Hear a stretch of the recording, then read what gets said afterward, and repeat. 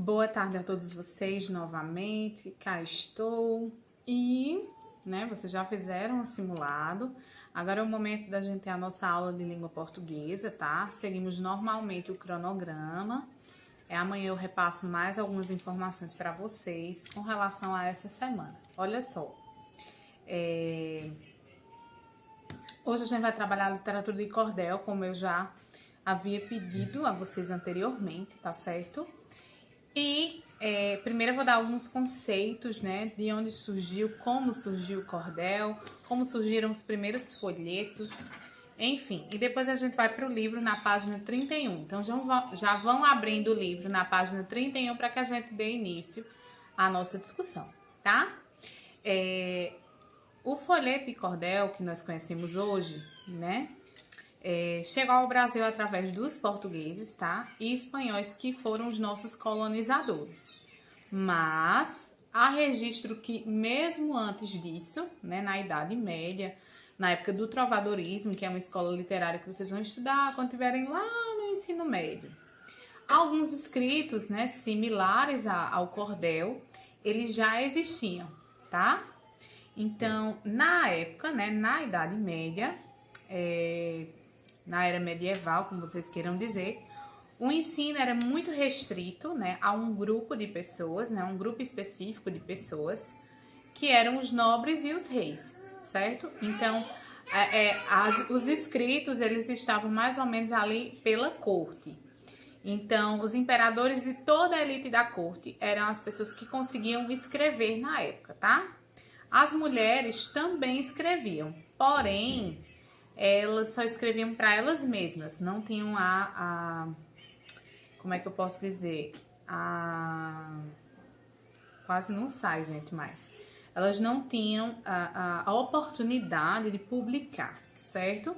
Então, as mulheres, elas recebiam uma educação muito mais restrita, Elas não podiam externizar essa educação recebida, e elas podiam ler e escrever, e quem podia ler e escrever, além de nobre, era o homem branco, tá? Então, as pessoas que escreviam eram os homens, e os homens nobres e brancos, tá? Por muito tempo, gente, pensou-se dessa maneira, que só os homens podiam escrever, os homens brancos, os nobres, e por essa razão, as rainhas, as mulheres da corte, elas usavam a sua escrita para cunho pessoal, tá? Os registros históricos mais antigos, em sua totalidade, são masculinos. Então, até nisso, a gente era um pouco arcaico nesse sentido. Graças a Deus, hoje a coisa é bem diferente. Então, a classe baixa, na classe baixa, raramente tinha alguém que sabia ler, e escrever. E também, eles precisavam fazer registros, dos seus costumes, da sua cultura. E aí nasceu a tradição oral, Então, tiveram a ideia de primeiramente, decorar as suas histórias, de modo de que, de alguma maneira, elas fossem repassadas de geração em geração. E algumas vezes essas histórias eram contadas em praças públicas, dramatizadas ou acompanhadas por instrumentos musicais, tá? Foi a partir daí que surgiram as declamações, os versos e, posteriormente, o folheto de cordel, tá? Por não saberem ler, a classe mais baixa, a iniciativa de decorar era a melhor opção, Mas, muitas vezes, as histórias eram grandes demais e se tornavam muito cansativas. Então, se teve a ideia de atribuir rimas. Então, aí surgiu a ideia das rimas. Como a história era grande, muito cansativa, então atribuiu-se rimas a essas histórias para que elas fossem contadas de maneira musicalizada e que fosse mais atrativo, certo? As rimas mais conhecidas são as de sexteto, ou seja, onde um verso, uma linha, ela é composta de 6 estrofes, e nessas estrofes, o verso, 2, 4 e 6, ela tem a mesma terminação sonora. Então, por exemplo, eu vou ler uma para vocês. Vou lhe contar uma história toda cheia de emoção, de alegria e tristeza, de sofrimento e paixão. É a vida de Maria da Conceição. Então, eu tenho segundo verso rimando com o terceiro, com o quarto, né? Então, verso 2 e 4 rimando, né? Emoção e paixão. Eu tenho o 5, o 6. Sim, deixa eu terminar de ler, né? Maria, menina pobre, sonhava com a cidade, casou com Antônio Pedro e viveu com prosperidade. Então, eu tenho aí o verso 6, que é Conceição. Eu tenho Maria, menina pobre, sonhava com a cidade, casou-se com Antônio Pedro e viveu com prosperidade. Então, temos o verso 2 e aí eu trouxe um quarteto, né, gente? Perdão. Aí eu tenho o verso 2 e o 4 também rimando. Enfim, depois vocês vão entender isso melhor, que eu trouxe um exemplo ali no quadro, certo? Então, geralmente, as rimas, elas são conhecidas, as mais conhecidas são as de sexteto, né? Onde o verso tem 6 estrofes, e 6 estrofes para eles é a mesma coisa de verso, porque eu não vou confundir a cabeça de vocês. Então, lembre-se da rima como um recurso para que essa leitura seja mais atrativa, certo? Com o passar do tempo, as pessoas que iam aprendendo a ler e a escrever foram repassando as histórias que eram decoradas no papel, certo? E vendidas nas feiras livres, penduradas em cordões ou cordas, como num varal, né? Daí o nome cordel, né? O nome cordel vem de corda, né? Eles penduravam esses folhetos em uma espécie de varal, né? Uma espécie de corda penduradas. Então, daí surgiu o nome cordel, tá? Além de registrar os costumes populares, né? O folheto de cordel também é usado para expressar opinião política, piadas, histórias de assombração, de amor e várias outras temáticas. O primeiro e mais famoso cordelista do Brasil é um cara chamado Leandro Gomes de Barros. O primeiro cordel, a primeira história escrita, né? O primeiro cordel escrito por Leandro Gomes de Barros foi a história de uma família, tá? Inteira, que morreu e foi enterrada por um inimigo da família. A polícia só descobriu que a família estava ali enterrada por causa de um cachorro que era muito esperto. Por isso o cordel se chama O Cachorro dos Mortos. Então, se vocês quiserem pesquisar e ler, fiquem à vontade, eu vou ver se eu disponibilizo para vocês.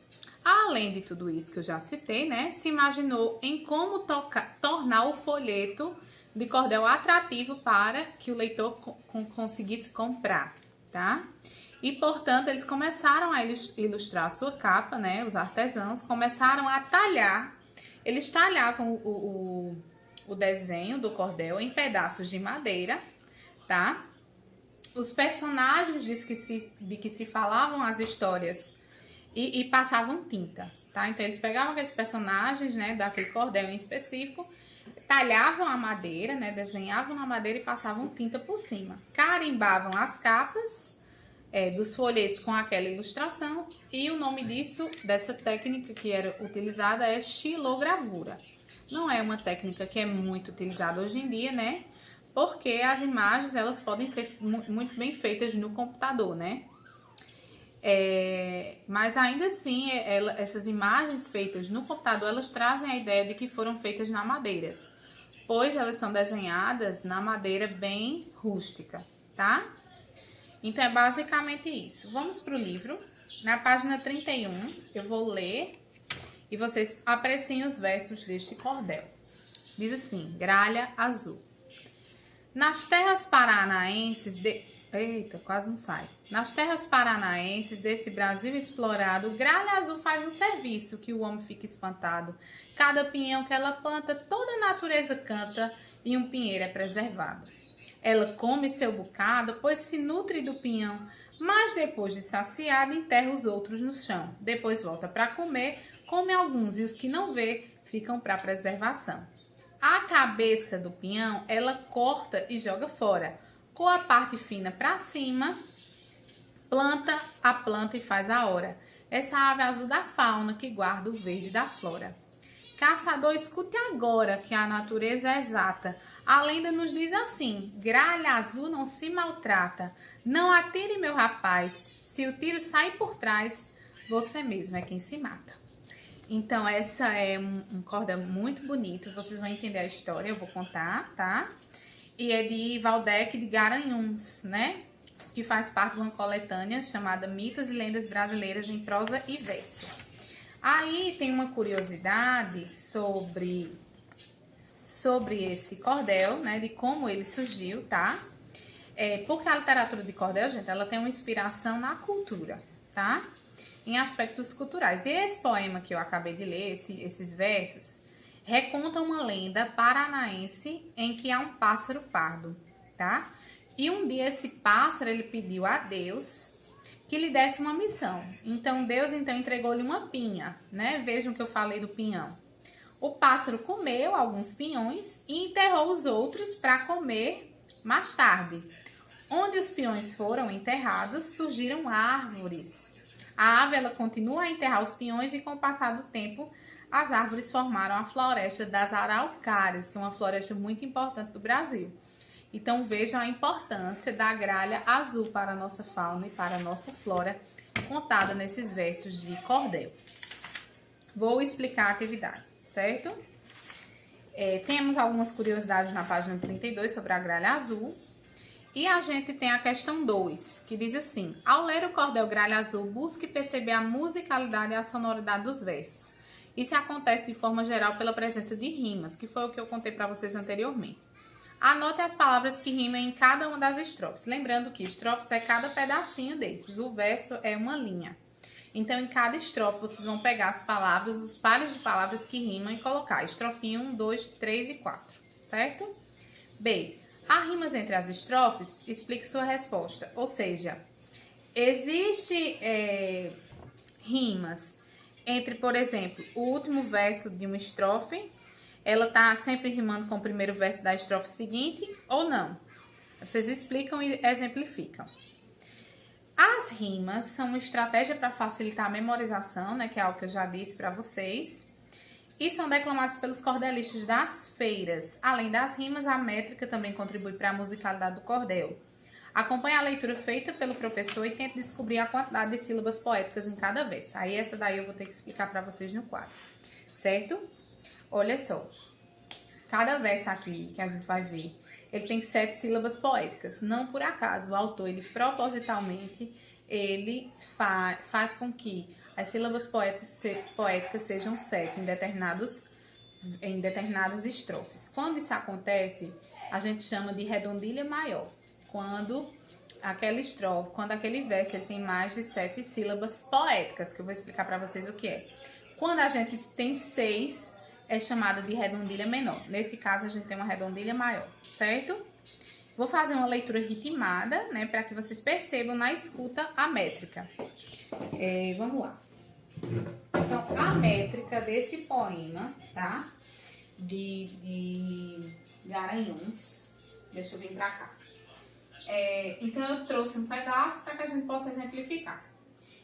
Diferentemente da separação silábica, quando eu separo as sílabas poéticas, né? Apesar de serem bem parecidas, mas a separação silábica que vocês fazem normalmente, a gente separa só a sílaba das palavras.